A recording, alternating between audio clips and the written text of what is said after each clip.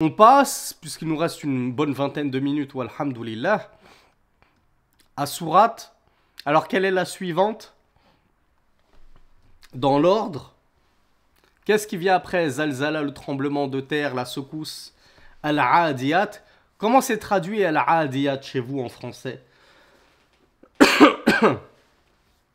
Alors, on me dit les coursiers. Alors, ça tombe bien que le traducteur ait employé un terme technique comme ça. Si je vous demande, ben, du coup, c'est quoi les coursiers? Parce que c'est bien joli d'avoir la traduction, mais si au final, même en français, on comprend pas ce que ça signifie, on est bien avancé. Alors, bravo Amina, bravo Safia. Nejma ne sait pas. Comme quoi, on va même lire en français en se disant, bon, je comprends pas l'arabe, mais au moins j'ai la traduction en français. Et au final, même en français, ça bloque. Donc, comme quoi, c'est important de s'intéresser au tafsir, à l'exégèse coranique, pour savoir de quoi on parle. Alors, il y a Ali qui nous parle des livreurs. Livreurs Uber Eats, Deliveroo, c'est de ça qu'il est question. Donc, vous voyez comme quoi il faut savoir de quoi il s'agit.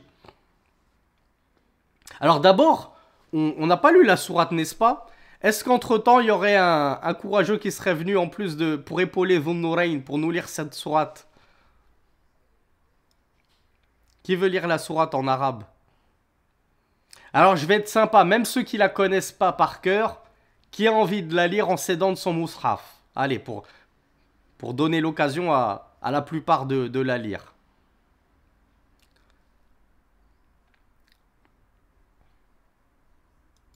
Alors les frères, les guerriers.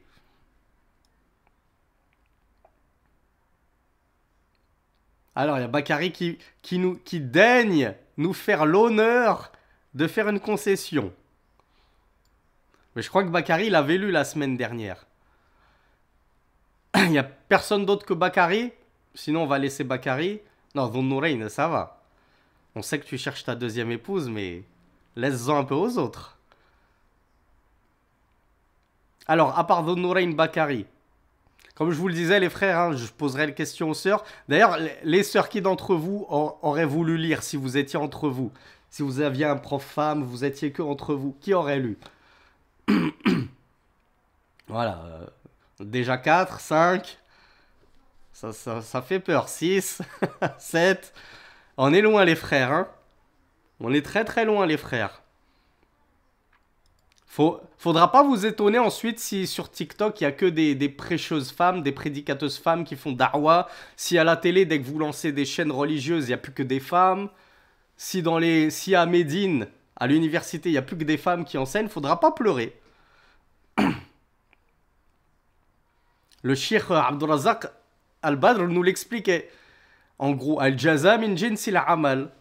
La rétribution, elle est de la même nature que les œuvres. On veut pas se mouiller, ben faudra pas se plaindre qu'après on n'ait plus d'hommes professeurs. Parce que soi-même, quand on était étudiant en sciences, on n'a jamais voulu faire des efforts. Bon, je vais pas vous sanctionner plus que ça.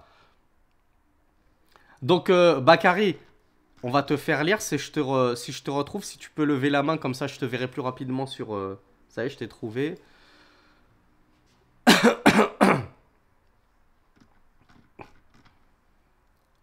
Alors, je crois que Bakary il avait des problèmes la dernière fois. Je crois qu'on t'entend là. Ouais, la dernière fois, j'avais pas lu. Alors, ah, t'avais pas lu la dernière fois? Ah oui, c'est vrai Non, que non. t'avais eu des problèmes. Ben tant mieux alors. Tu vas pouvoir te rattraper. Alors, vas-y, on t'écoute pour Surat Al-Adiyat. أعوذ بالله من الشيطان الرجيم بسم الله الرحمن الرحيم والعاديات ضبها فالموريات قدها فالمغيرات صبها فأثرن به نقعا ووسطن به جمعا إن الإنسان لربه لكنود وإنه على ذلك لشهيد وإنه لحب الخير لشديد أفلا يعلم إذا بعثر Bou'thira. ما في بعثر ما في القبور وعسر ما في الصدور إن ربهم بهم يومئذ Rabbahum. Inna Rabbahum. إن ربهم بهم يومئذ لخبير. Alors, bravo Bakary. Tu auras, Inch'Allah, la double récompense parce qu'on voit que tu as du mal à lire. c'est forcément pas ta langue maternelle comme nous tous.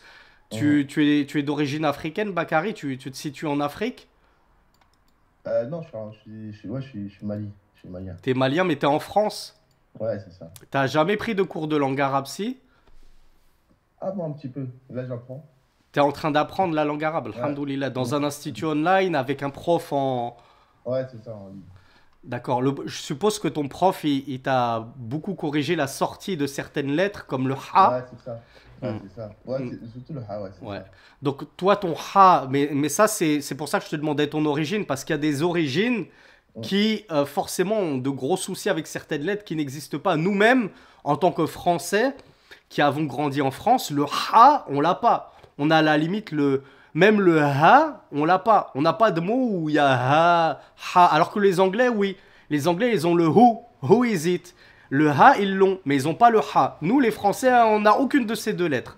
Donc forcément, quand on n'est pas d'origine arabe avec un dialecte maghrébin qui a été transmis par les parents depuis tout petit, ça peut être difficile. Tu as aussi forcément le problème avec le sad, que beaucoup ont. Toi, tu le prononces sin au lieu de sad. Il y a même des Africains qui ont beaucoup de mal avec le, le, le, le shin et qui vont, au lieu de dire shams, ils vont dire sams. Donc, c'est pour ça que je te dis, tu auras la double récompense parce que tu viens de loin. Allahumma barik. Et malgré cela, tu as fait les efforts. Tu vois, tu as pris ton courage à deux mains. Donc, félicitations à toi, Akhi. Et je crois que j'avais relevé une troisième faute. Falmouriyati qadaha. Donc il y a des prolongations. Falmouriyati qadaha. Et je crois que j'avais relevé encore une dernière faute. Donc il y avait le ha, le sad.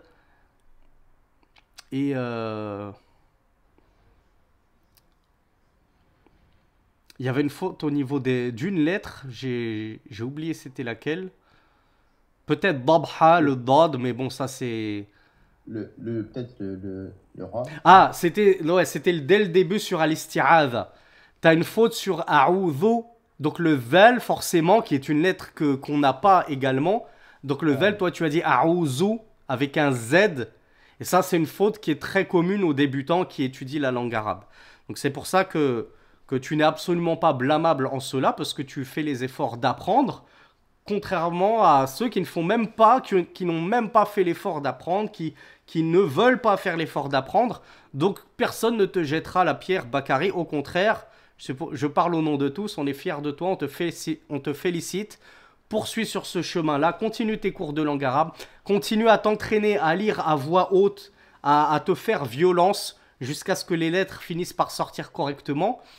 Et Inch'Allah, pour toi, c'est tout bénef parce que tu as, comme on l'avait dit dans le cours précédent, la double récompense, celle de lire le Coran et en plus de le lire avec difficulté.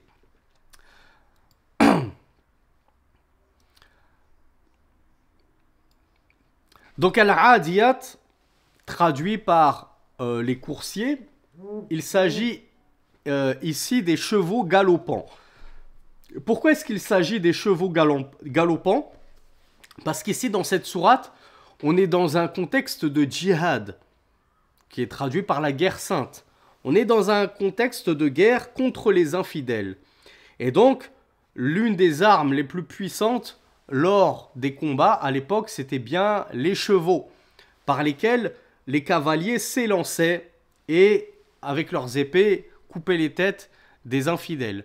Donc le Cheikh Abdul Razak al-Badr nous dit هذه السورة العظيمة سورة العاديات فيها قسم من الله تبارك وتعالى بهذه المخلوقات.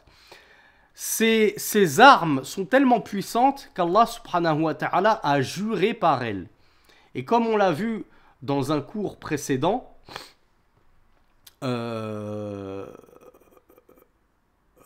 Allah subhanahu wa ta'ala n'a pas besoin de jurer.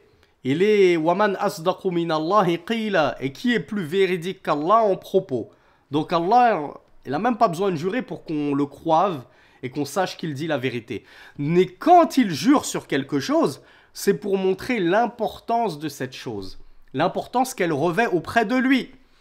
Et ici, effectivement, les cavaliers sont importants, les chevaux sont importants, le djihad, il est important. il a été délaissé de nos jours, mais c'est pas pour autant que son hukm, son jugement est délaissé. Quand on ouvre des livres de fiqh, on voit que les savants nous ont dit que normalement, les détenteurs de l'autorité devraient faire le djihad au moins une fois par an, jusqu'à ce que la terre entière soit soumise à Allah subhanahu wa ta'ala. Donc, Allah subhanahu wa ta'ala fait les éloges des cavaliers qui partent en guerre pour lui, pour sa cause, dans son chemin. Donc il a juré, et Allah subhanahu wa ta'ala a le droit de jurer par ses créatures. C'est lui qui les a créées. Il jure par certaines de ses créatures pour les élever en mérite, en rang, pour montrer leur importance.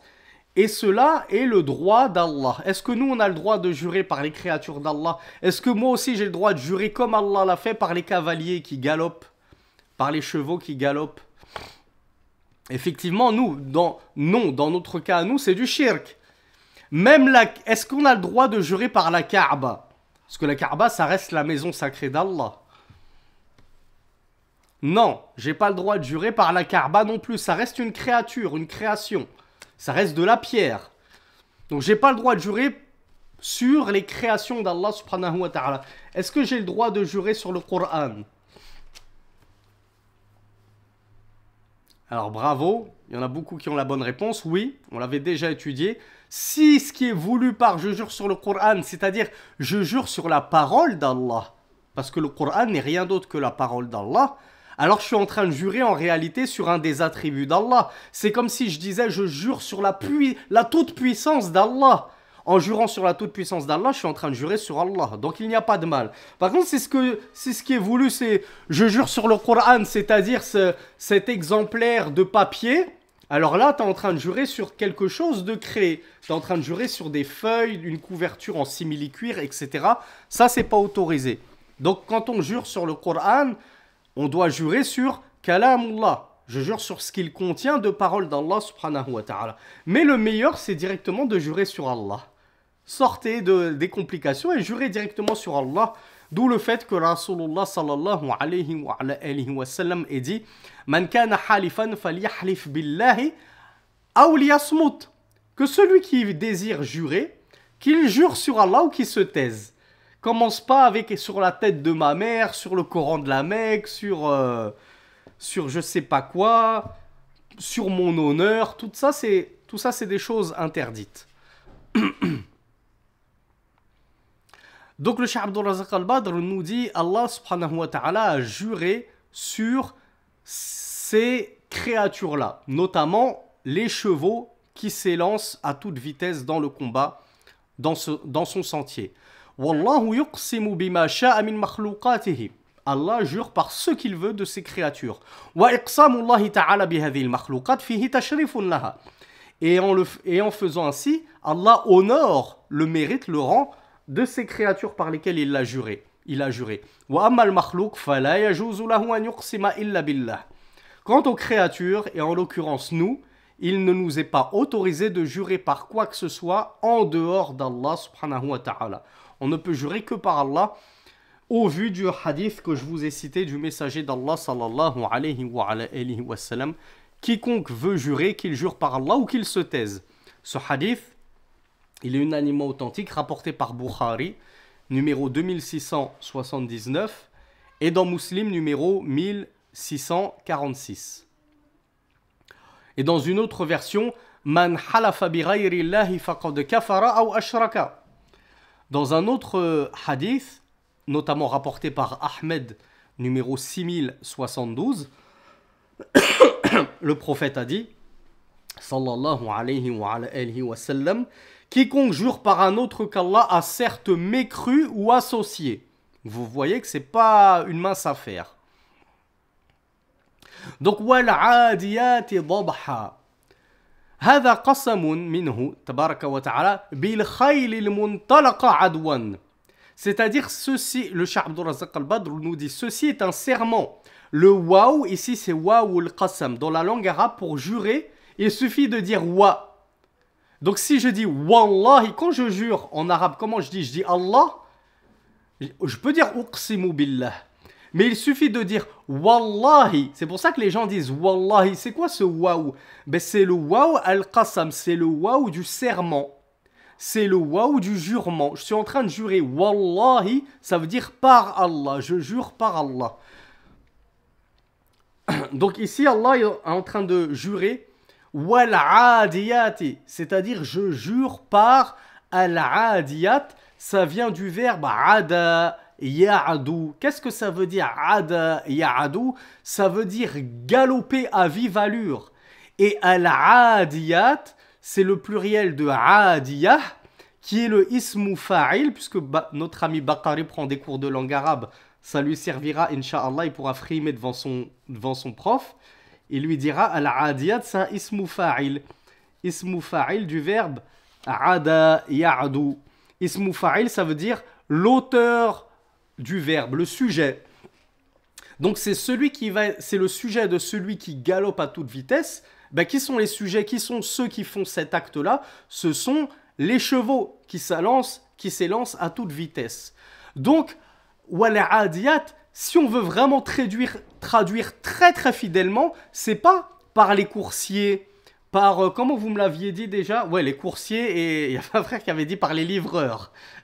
Donc on voit qu'ici, quand on entend coursier, on pourrait s'imaginer que ce sont ceux qui sont sur la monture, n'est-ce pas? Un coursier, c'est qui? C'est l'homme. C'est l'homme qui apporte une course à dos de monture, certes, ou à dos de vélo, à dos de moto aujourd'hui. Mais en réalité, Allah ici, il est en train de jurer sur non pas celui qui est sur la monture, mais sur la monture en elle-même. Allah, il est en train de faire les éloges de ces nobles créatures que sont les chevaux. Et en l'occurrence, les chevaux utilisés durant le djihad. Donc, wal-adiyat, Allah est en train de jurer sur al-khayl. Car qui est-ce qui s'élance à toute vitesse? C'est pas celui qui est sur la monture, le coursier, le cavalier. Il s'élance pas, lui, il est juste là, à dos de monture, tranquille. Même si c'est tout un art de savoir monter une monture lancée à toute vitesse, faut pas tomber. Mais là, il s'agit bien de celui qui galope, à savoir le cheval. Donc Allah est en train de jurer sur les chevaux qui s'élancent à toute vitesse. Dabha. Donc le cheikh nous disait ala mutuniha al mujahidun fi sabilillah. Qui est-ce qui se trouve à dos de monture sur ces chevaux qui s'élancent à toute vitesse? Il nous dit ce sont les mujahidin, ce sont les guerriers dans le sentier d'Allah subhanahu wa ta'ala. As-sabirun al-muhtasibun, ceux qui sont pleins d'endurance, de patience et qui escomptent la récompense d'Allah subhanahu wa ta'ala en étant prêts à sacrifier leur vie pour que al-qasiduna bi jihadihim i'la kalimatillah. C'est quoi la niya d'un mujahid normalement? C'est d'aller s'accaparer toutes les richesses d'innocents, de violer des femmes, de semer la terreur sur terre, etc. Bravo Amina. La niya d'un mujahid, le mujahid fi sabilillah, sa niya c'est uniquement que la parole d'Allah soit élevée sur la terre. C'est pas pour devenir riche, pour s'accaparer de toute la puissance du monde, etc. Conquérir des terres, être le roi, être l'empereur, non. Moi, je combats dans le sentier d'Allah pour que la parole d'Allah soit la plus haute, qu'on n'entende plus que la ilaha illallah résonner 5 fois par jour, notamment. Donc voilà par quoi Allah, il a juré. Pas n'importe quel type de chevaux, non. Il a juré par les chevaux qui s'élancent dans le sentier d'Allah, dans le combat. Ces chevaux domptés par les mujahidines. Wal adwa ma'rufun wa huwa sur'atu jariha. Donc, ça c'est par rapport à ce qu'il avait dit tout à l'heure, parce que c'est lui qui a parlé de ce terme de adw, c'est-à-dire donc ceux qui galopent très rapidement. Muttajihatan ila amakin a'da'i dinillah, ces chevaux qui s'élancent en direction des ennemis de la religion d'Allah subhanahu wa ta'ala. Wad-dabh. Donc Allah nous dit wal-adiyat. On a vu ce que c'est que al-adiyat. Il nous a dit wal-adiyati dabha. C'est quoi dabha? Ad-dabh, il nous dit huwa nafasul khayl. مع شدة عدوها وجريها يخرج منها هذا النفس بهذا الصوت. Un cheval, lorsqu'il va être poussé au galop et qu'il va courir très vite, vous le voyez pour ceux qui suivent les courses hippiques, il respire le cheval. Et là, je ne sais même pas comment on dit, lorsque c'est sous sous la difficulté de la course et sous l'effort, il va haleter, c'est ça qu'on dit, il halète. Donc il va halter, il va respirer très bruyamment pour prendre un maximum d'oxygène pour continuer sa course effrénée. Donc là, Allah il est en train de jurer par les chevaux lancés dans son sentier et qui, sous l'effet de la difficulté, de l'effort, vont se mettre à halter. Donc on a un petit peu ici une image de puissance, de vitesse, de force. On voit qu'on est en plein dans le djihad. C'est pas une petite... le cheval ici, il n'est pas au trot. Il n'est pas en train de faire de la marche tranquille. Il est lancé à toute allure vers les ennemis d'Allah subhanahu wa ta'ala. Il est tellement lancé puissamment et rapidement qu'il va être décrit par Falmouriyat et Qadha. Donc Bakari et les autres, vous ferez attention aux prolongations. Falmouriyat et Qadha. Alors qu'est-ce que Al-Mouriyat Wan-Nari allati turun? Le Al-Mouriyat, encore une fois, Bakari, tu frimeras, tu diras encore Ismu Fa'il. Ici, c'est le nom de l'auteur du verbe. Et Aura, c'est quoi? Aura, ça veut dire allumer un feu. Donc, Aura Yuri, Huwa Mourin. Et ici, Hunna Mouriyat Qadha. Donc, elles vont faire jaillir. La base, c'est qu'on fait jaillir du feu. Le verbe, c'est faire jaillir du feu. Ici, Allah n'a pas dit Mouriyati naran, il a dit Mouriyati qadhan. Qadh, c'est quoi? Ce sont les étincelles, justement. Comment ça se fait que... Qui est-ce qui fait jaillir les étincelles? Ben, ce sont ces mêmes chevaux lancés si rapidement dans le combat, dans le sentier d'Allah, que avec leurs sabots, comment on dit, recouverts de fer, avec leur fer à cheval. Donc le fer, avec la friction du fer sur les pierres qu'ils vont fouler de leurs pieds, etc. Vous le savez tous, quand on frotte déjà 2 cailloux comme ça peut faire des étincelles. C'est comme ça qu'on faisait du feu à l'époque d'ailleurs, en frictionnant 2 cailloux au-dessus de paille sèche, ben on arrivait à faire du feu.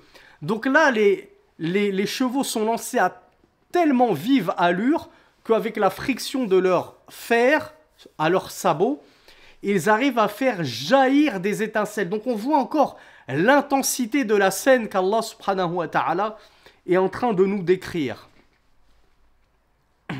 Et on voit à quel point ils sont lancés extrêmement rapidement vers l'ennemi. Falmurirat et subha. Falmurirat et subha. Alors, qu'est-ce que Mourirat? Encore ismu fa'il. Arara yuriru. Arara, ça veut dire se jeter sur l'ennemi, combattre l'ennemi. Donc, al-Mourirat, c'est ceux qui vont assiéger. Comment on dit l'assaut? Est-ce que vous avez le verbe de assaut? Ça se dit pas assauter, n'est-ce pas? Alors, assaut, je ne crois pas que ce soit corrélé à assiéger. Parce que le masdar de assiéger, c'est un siège. Assaillir, merci. Donc ceux qui vont assaillir al-Mourirat, ceux qui vont assaillir, c'est-à-dire ils vont mener un assaut sur l'ennemi. On est encore en plein dans le djihad là. Donc fal-Mourirat, ceux qui vont assaillir al-A'da, les ennemis. Subha, quand est-ce qu'ils vont mener leur assaut et se jeter sur l'ennemi? Le matin. Et le shir, yani waqtu subh. Le cheikh nous rappelle وَهَذَا هُوَ الْغَالِبْ فِي هَدْيِ النَّبِيِّ صلى الله عليه وعلى آله وسلم وجيوشه يغير على الأعداء في هذا الوقت. Effectivement, le prophète sallallahu alayhi wa sallam, c'était l'une de ses habitudes d'assiéger les gens au petit matin. Mais vraiment, quand on dit le petit matin, qu'est-ce que vous en comprenez? Après ou avant le fajr? Alors, j'ai eu les deux réponses. Qui sait pourquoi? Qui a un dalil? Qui a un dalil tiré de la sunna? Ici, on a presque un dalil tiré du Coran, puisque Allah est en train de faire les éloges des mujahidines, et à leur tête figurait le prophète, sallallahu alayhi wa sallam. Alors bravo, vous êtes nombreux à le connaître. Il y a un hadith qui est rapporté que le prophète, sallallahu alayhi wa sallam, se tenait, lorsqu'il voulait combattre un peuple, il se tenait à l'entrée de la ville, avant le fajr. Et il il attendait d'entendre l'adhan du Fajr. S'il entendait l'adhan, c'est-à-dire l'appel à la prière du Fajr, du petit matin, de l'aube plutôt, eh bien, il rebroussait chemin, il se disait, bon, ceux-là, le message de l'islam qui leur est parvenu, ils l'ont accepté, maintenant ils prient, ils font l'adhan, on les considère musulmans, on les attaque pas, ils sont intouchables. Par contre, s'ils ne lancent pas l'adhan, ça veut dire qu'ils ont refusé le message de l'islam qu'on leur a proposé, donc on les attaque, on les combat, fi sabilillah. Donc, falmurirati subha, ceux qui mènent l'assaut à l'aube, comme c'était la sunna du messager d'Allah, fa'atharna bihi naq'a. Atharna, elles vont soulever. Qui est-ce qu'ils soulèvent? Ici, c'est au féminin parce que quand on parle d'animaux, notamment au pluriel, on emploie le féminin en arabe. Nous, on va dire les lions, ils ont mangé. En arabe, on dit les lions, elles ont mangé quand on parle de groupe au féminin. Quand on parle de groupe d'animaux ou de choses qui est inanimées parfois. Donc voilà pourquoi il a dit fa'atharna, parce que c'est al-adiyat. En plus, il a employé le féminin. Donc, ces adiyat, ces chevaux lancés dans le sentier d'Allah, subhanahu wa ta'ala, lorsqu'ils vont attaquer au petit matin à toute vitesse les ennemis d'Allah, subhanahu wa ta'ala, on l'a vu, elles vont faire des étincelles avec leurs sabots, tellement elles vont vite, et sous la vivacité de leur course et de leur élan, elles vont soulever la poussière. Donc, fa'atharna bihi naq'a, c'est-à-dire elles vont soulever, atharna, naq'a, yani at-turab, nous dit le Cheikh Abdul Razak al-Badr. Elles vont soulever la poussière. فعندما تأتي بهذه القوة وهذه السرعة إلى حيث مكان الأعداء تثير الغبار. Lorsqu'elles vont s'élancer avec une telle puissance et une telle vitesse, forcément, ça va dégager et soulever du sol la poussière à l'endroit même où le combat va avoir lieu et va faire rage. فوسطنا به جماعة. فوسطنا به. Bihi, c'est-à-dire quoi? Fawasatna, elles vont se trouver au milieu, bihi, avec quoi? Avec le mujahid qui est, ou les mujahidines, qui sont sur leur dos. Donc, lorsque les chevaux vont s'élancer en plein milieu du combat, ben les mujahidoun, qui sont sur leur dos, vont se retrouver en plein milieu de l'affrontement, au milieu des ennemis d'Allah, subhanahu wa ta'ala, faisant face aux ennemis d'Allah avec bravoure et courage. Donc, fawasatna bihi, elles vont déplacer les cavaliers, les mujahidoun, en plein milieu du cœur du combat, jama'an, donc au milieu du rassemblement des infidèles. Hadha huwa al-qasam. Donc Allah Azza wa Jal, il a juré par tout cela, par toutes ces caractéristiques par lesquelles il a décrit les cavaliers et plus encore leur monture qui s'élancent dans le chemin d'Allah tellement rapidement que ça en fait des étincelles. Ils sont en train d'halter les chevaux tellement ils vont vite. Ils soulèvent la poussière. Ils se retrouvent, les cavaliers, en plein milieu de l'affrontement. Hein, c'est pas ils se cachent derrière comme des lâches. Ils sont très courageux. Faha'ammal muqassam alayhi. Donc ça, c'était pour la partie qassam, la partie... comme on dit, juron. Non, juron, c'est un gros mot. La partie serment. Allah, il a juré par ces choses-là. Ensuite, il jure au sujet de quoi, Allah? C'est quoi le thème de la promesse? Le Cheikh Abdul Razak al-Badr nous dit « Ammal muqsamu alayhi fahuwa bayanu halil insan » ce au sujet de quoi va jurer Allah subhanahu wa ta'ala, c'est l'état de l'homme. Donc regardez cet état dans lequel l'homme se trouve, Allah a juré dessus par certaines de ses plus nobles créatures, à savoir les chevaux de guerre. Donc Allah jure sur quoi? Il nous dit « Innal insana li rabbihi lakanud » Certes l'homme, vis-à-vis de son Seigneur, lakanud. Ce lam, ici, c'est ce qu'on appelle l'âme at-tawkid. C'est le lam de l'insistance. Donc ça renforce mes propos. Je suis en train d'insister sur cette caractéristique. Quelle est cette caractéristique sur laquelle Allah a employé kanud? Le Cheikh Abdul Razak al-Badr nous dit al-kanud huwa al-jahidu lin-ni'ma. c'est celui qui renie les faveurs et les bienfaits. Et en l'occurrence, c'est les faveurs et les bienfaits d'Allah subhanahu wa ta'ala. Donc c'est donc, comme vous me l'avez dit, l'ingrat. Donc Allah est en train de nous dire, et il est en train d'appuyer avec deux tawkid, comment on dit en français? À chaque fois, je perds le fait d'appuyer un propos, d'affirmer un propos. Il n'y a pas un terme, outre que l'affirmation, insistance. Je sais pas, il me semblait qu'il y avait un mot un peu stylistique, un peu rhétorique. Donc Allah, il est en train d'appuyer à 2 reprises avec la particule inna et avec le lam dans lakanoud. Donc Allah, il est vraiment en train il n'est pas en train de jurer à demi-mot. Il est en train vraiment d'appuyer cela. Certes, l'homme est envers son Seigneur réellement et assurément ingrat. Il renie les bienfaits. فَهَذَا حَالُ الْإِنسَانُ عُمُومًا. Et le Cheikh Abdul Razak Al-Badr nous dit, et ça c'est vraiment l'état de l'homme de manière générale. Et effectivement, quand on prend l'homme dans sa globalité, on est d'accord qu'il y a plus de koufars que de musulmans déjà sur terre. Et les koufars, il n'y a pas plus ingrat qu'un kafir. Allah, il l'a créé, il lui a donné la santé, il lui a donné une femme et des enfants, il lui a donné de l'argent, il lui a donné un travail, et lui, il tombe dans la pire des ingratitudes, qui est la mécréance. D'où le fait qu'on ait une racine commune dans Al-Kufr. Al-Kufr, c'est la mécréance, et on peut parler de Kufru Ni'am, qui veut dire le reniement, l'ingratitude face aux faveurs d'Allah. Pourquoi? Parce que qui se souvient de la racine du terme Kufr? Qu'est-ce qu'il veut dire étymologiquement parlant dans la langue arabe? Ça vient de quoi? Bravo Yanis. Alors non, Bakary, c'est pas ça sa racine première. Bravo Amina. Non, c'est pas ça, Dhun Nourayn. Al-Kuffar. Non, c'est pas ça, Sarah. Al-Kuffar, si je vous mets sur la piste, dans un verset, Allah nous parle des kuffars, non pas des mécréants, mais des agriculteurs. Qu'est-ce qu'ils font, ces kuffars? Ils font le koufr. Et ce koufr qu'ils sont en train de faire, c'est quoi? Ces agriculteurs, ils sont en train de recouvrir la terre. Ils sont en train, pardon, de recouvrir les semences. Je plante une semence, une graine dans la terre, puis je la recouvre de terre. Donc al-kufr, à la base de la langue arabe, c'est le fait de recouvrir, d'ensevelir, comme me le disait Yanis.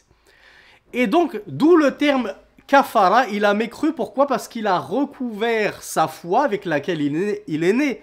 Vous vous souvenez, on est tous selon la saine fitra, la saine nature. On est tous musulmans de base. Tu sors du ventre de ta mère, tu es un musulman. Tu crois en Allah. Tu as ça qui est implanté en ton fort intérieur, c'est ce qu'on appelle la fitra, la saine nature.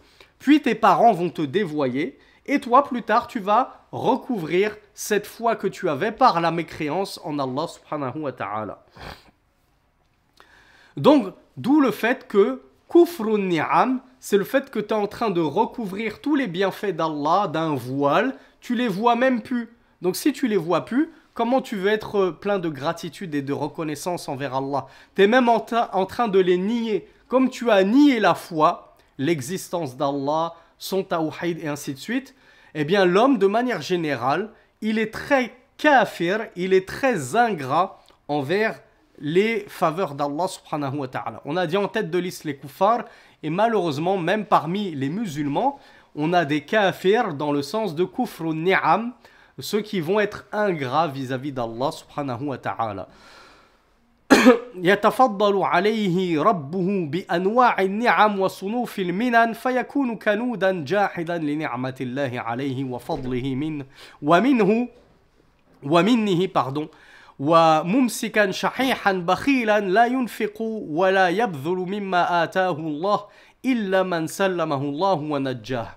Donc l'homme, de manière générale, il va être très ingrat, très avare, manquant cruellement de reconnaissance et de gratitude envers son Seigneur qui lui a pourtant prodigué maints bénéfices, maintes faveurs, maintes abondances sur terre. Et lui, il ne va rien donner, il ne va pas faire d'aumône, il ne va même pas remercier Allah, ne serait-ce que par une belle parole, une formule de louange et ainsi de suite. Donc Allah, oui, il a même juré par cela, par ses chevaux, souvenez-vous, il a juré que l'homme était certes très très très ingrat. L'homme dans sa globalité et sa généralité. Wa innahu ala dhalika la shahid. Mais le pire, c'est que, et certes, innahu ya'ni al-insan, et certes l'homme lui-même, ala dhalika, sur cela, la shahid, il est certes témoin de cela. L'homme, il est témoin que c'est un gros radin, qu'il est avare, qu'il est ingrat, qu'il est mécréant.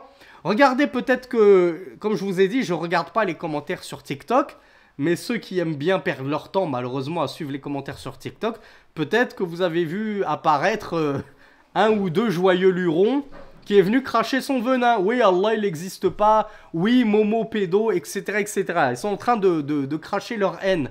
Bon, ben, regardez. Ils sont en train d'attester, de reconnaître eux-mêmes qu'ils sont les plus grands des ingrats parce que déjà, ils ont mécru en Allah qui les a créés. Il vous a donné la vie. Il vous a donné des doigts pour écrire vos commentaires sur TikTok. Il vous a donné des yeux pour regarder ce live. Il vous a donné des oreilles pour m'écouter. Et tout ce que vous trouvez à faire, c'est de dire Allah, il n'existe pas. Qui a créé ton ouïe? Qui a créé ta vue? C'est ton chaos, ton Big Bang, ta mère nature qui a créé tout ça? Quelle ingratitude! Donc vous attestez vous-même de votre ingratitude. Vous témoignez vous-même contre vous-même que vous êtes extrêmement ingrat. Donc wa innahu ala dhalika la shahid, et certes il est, c'est-à-dire l'homme, envers cela, c'est-à-dire envers son ingratitude, parmi les témoignants qui témoignent contre eux-mêmes.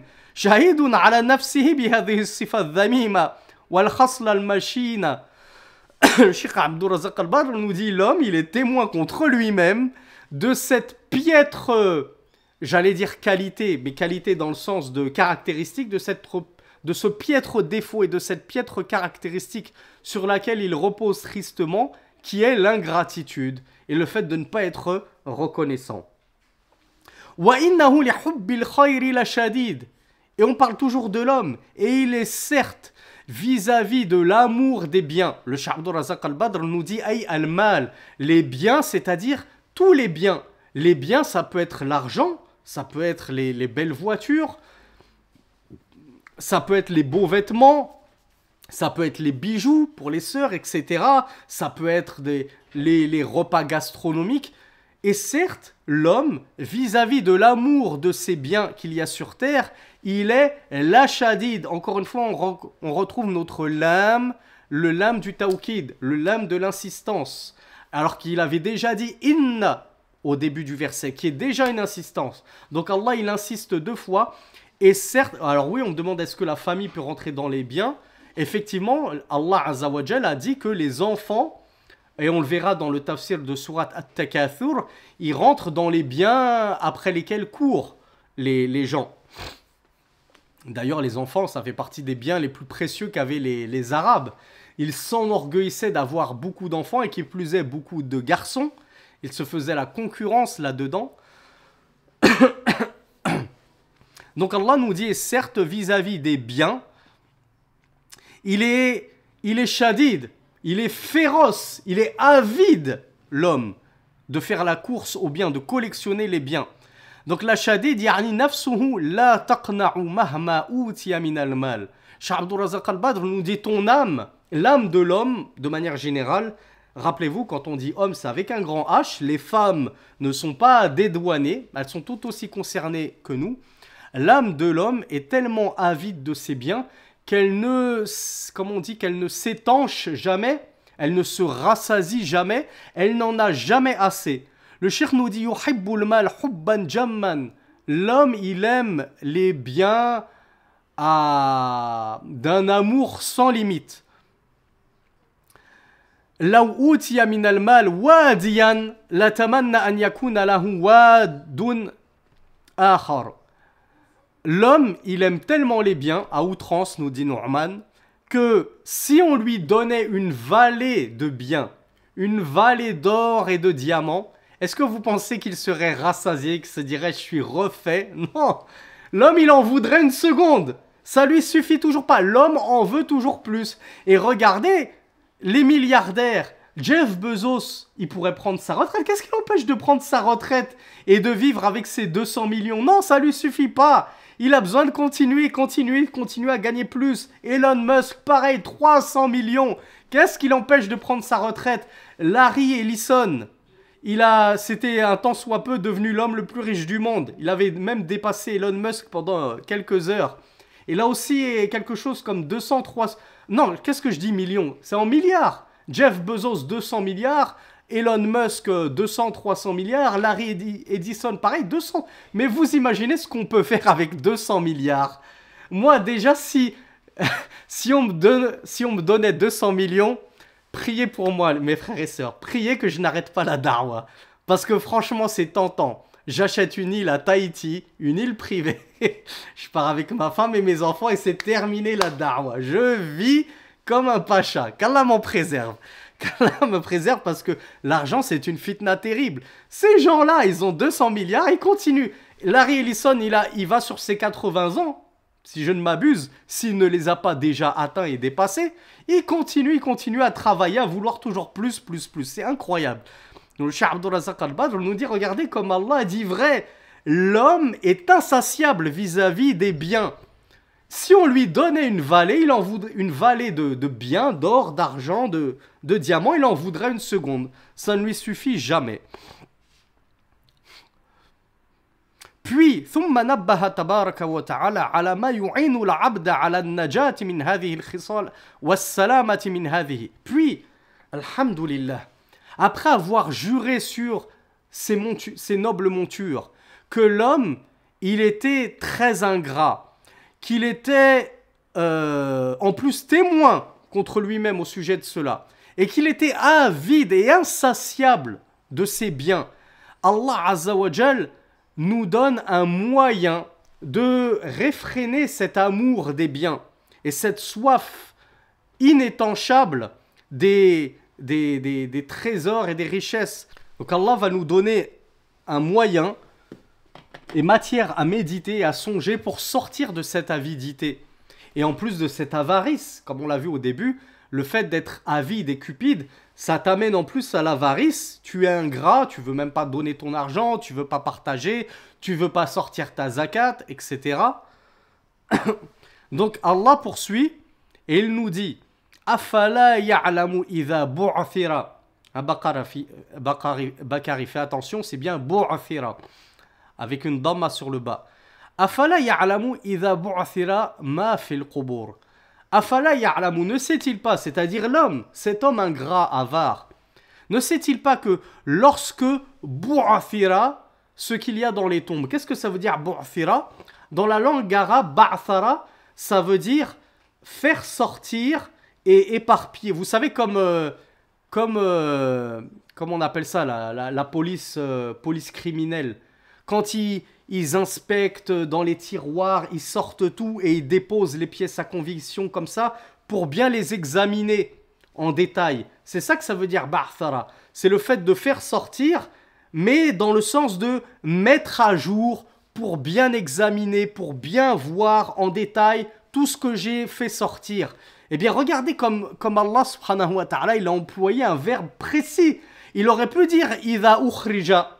Lorsqu'on fera sortir, juste akhrajana, il a dit idha bu'thira, c'est-à-dire lorsqu'on fera sortir ce qu'il y a des tombes pour les examiner. Et qu'est-ce qu'Allah Azza wa Jal va faire sortir des tombes?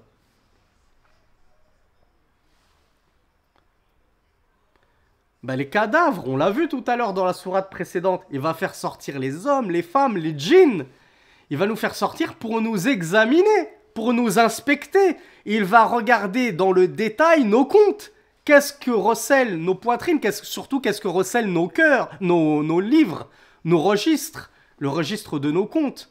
Donc, ne sait-il pas l'homme que lorsque le contenu des tombes, ce qui se trouve dans les tombes, sera extrait pour être mis en évidence et mis à l'exposition. Donc, regardez comme il est précis ce verbe, Allahu Akbar. Et donc le cheikh nous dit, et ça c'est quelque chose que le serviteur d'Allah devrait se remémorer et ne pas oublier. On va être ressusciter et on va être examiné par Allah subhanahu wa ta'ala. Allah va savoir tout ce qu'on a fait, tout ce qu'on a acquis de richesse, comment on l'a dépensé. C'est pour ça que je vous ai prié pour moi que je ne finisse pas sur une île déserte, parce que comment vais-je agir sur mon île déserte au milieu de rien, à ne rien faire? Est-ce que je serai toujours aussi chevronné dans l'adoration d'Allah subhanahu wa ta'ala? Est-ce que je vais toujours avoir la force d'ouvrir le Coran, d'étudier, etc. Ou bien je vais me la couler douce et je vais délaisser l'adoration d'Allah, voire même je vais tomber dans le péché, etc. Donc lorsque je me rappelle qu'il y va avoir un jour où les tombeaux vont être extraits de leur contenu et que leur contenu sera minutieusement évalué, pesé, comme on l'a vu dans la sourate précédente, eh bien alors, ça devrait nous pousser à réfléchir sur notre avarice et notre ingratitude. Comment est-ce que je vais comparaître devant Allah avec toute cette ingratitude, cette avarice? وأن هذا الجحود لنعمة الله وهذا الحب للمال والانكباب عليه والانشغال به عما خلق العبد لأجله وأوجد لتحقيقه المآل فيه إلى أن هذا العبد سيموت ثم يبعثر ما في القبور ويقوم الناس من قبورهم للمجازات والمحاسبة. Donc le cheikh nous dit à lui tout seul, ce verset-là, il nous pousse à réfléchir que je suis en train de faire la course aux richesses. On le verra Inch'Allah dans la sourate At-Takathur, dans les cours précédents. On est en train de faire la course aux richesses avec avidité. On s'élance vers ces richesses tels les cavaliers dans le sentier d'Allah s'élancent vers leurs ennemis. Mais Allah, il est en train de me dire que la finalité de tout cela, c'est quoi? Je vais finir où? Je vais finir comme tout le monde dans un trou, dans un cercueil, dans une tombe. Et la finalité de ce cercueil, de cette tombe, c'est quoi? C'est qu'elle va être excavée. Mon cercueil va être excavé. On va me déterrer. Enfin, on va pas me déterrer. La terre va me recracher, comme on l'a vu dans l'explication de la sourate précédente. Je vais sortir de la tombe. C'est ça ma véritable finalité. Et ensuite, c'est quoi la finalité finale? Le paroxysme, la fin de la fin. Ben, c'est que je vais rendre des comptes à Allah subhanahu wa ta'ala. Je vais comparaître devant Allah subhanahu wa ta'ala. Donc tous ces biens pour lesquels j'ai couru à perdre haleine, je vais devoir en rendre compte minutieusement, comme on l'a vu. Le poids d'une petite fourmi va être dévoilé devant Allah, comme on va le voir dans le verset juste après. Donc je ne pourrai pas échapper au compte d'Allah subhanahu wa ta'ala. Donc est-ce que ça vaut vraiment le coup de courir autant après toutes ces richesses et d'essayer de les accaparer avec une telle avidité et une telle avarice sans vouloir les partager aux plus besogneux, à sortir ma zakat et ainsi de suite? Donc ce verset, vraiment, comme l'a dit le Cheikh Abdul Razak al-Badr, c'est le remède contre l'avarice mentionnée, l'avarice de l'homme mentionnée dans le verset juste avant. Inna rabbahum bihim yawma idhin la khabir. J'ai pas oublié un verset? Ouais. Wa hussila ma fi sudur. Hussila, encore une fois, c'est un verset, c'est un verbe assez précis. Hassala ala, ça veut dire obtenir. Hassala ala shay'in, il a obtenu une chose.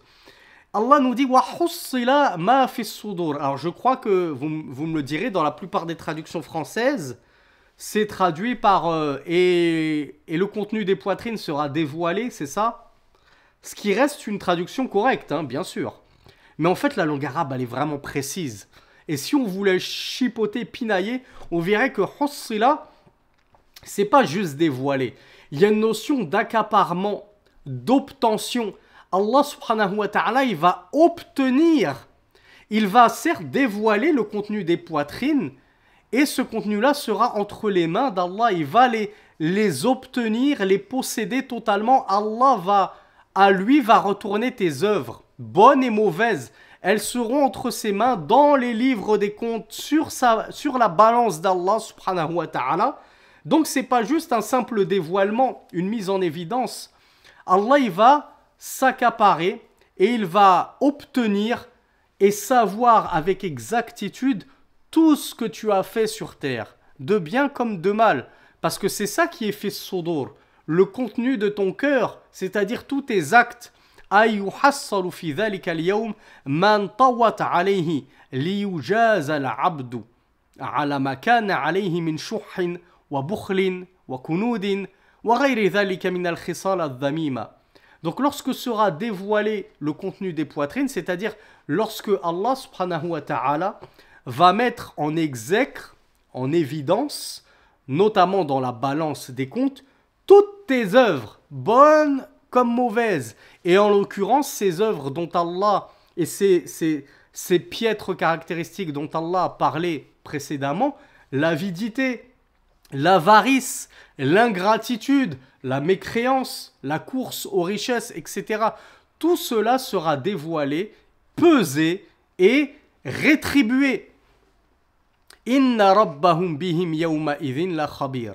Ay muttali'un ala a'malihim al-zahira wal-batina. Certes, leur Seigneur sera ce jour-là, quand à leur sujet, parfaitement connaisseur. C'est ça que signifie Inna rabbahum bihim yawma idhin la khabir. Certes, leur Seigneur, à ces gros avares-là, et à tout le monde d'ailleurs, à ceux qui courent après cette dunya à perdre haleine, il sera ce jour-là, c'est-à-dire au jour dernier, parfaitement connaisseur, le Cheikh Abdul Razak al-Barr, c'est-à-dire omniscient de toutes leurs œuvres. Les œuvres qu'ils faisaient en apparence pour fanfaronner sur terre, comme leurs œuvres les plus dissimulées et cachées. Elles n'ont pas été cachées et dissimulées d'Allah subhanahu wa ta'ala. Et Allah les rétribuera pour chacune de ces œuvres, même celles que tu croyais que personne ne t'avait vu, que tout le monde ignorait cette œuvre-là, Allah, lui, ne l'ignorait pas.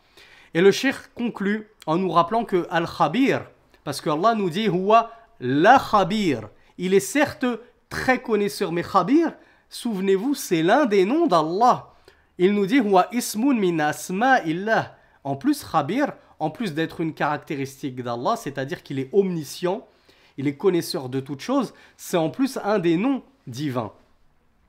يعني هو العليم ببواطن الأمور وخفايا الأشياء كعلمه بظاهرها وعلمها. Al-Khabir, le parfaitement connaisseur, c'est-à-dire qu'Allah connaît aussi bien les choses les plus cachées et dissimulées qu'il ne connaît les choses apparentes. Pour Allah, c'est pareil. En termes de connaissance de science, les choses les plus dissimulées et cachées sont à la même échelle que les choses apparentes. Parce que pour Allah, absolument rien n'est dissimulé et caché. Tout sera mis en évidence Yawm al-Qiyamah et ensuite tout sera rétribué à sa juste valeur comme on l'a vu dans la sourate précédente. On va s'arrêter là, Inch'Allah. Jazakumullahu khayran wa barakallahu fikum. Je vous donne rendez-vous, Inch'Allah, à la semaine prochaine en espérant qu'il n'y ait pas de nouveaux contretemps pour l'étude de sourate Al-Qari'a. Et j'espère, pourquoi pas, les deux sourates suivantes. J'espère que les frères sur Zoom feront l'effort entre-temps, durant cette semaine qui va nous séparer, d'apprendre sourate Al-Qari'a, voire même les deux suivantes, pour qu'il y ait trois frères différents qui se dévouent. Regardez comment ça s'est passé avec Bakary. Bakary, ça s'est bien passé. T'as fait des fautes, on t'a pas disputé.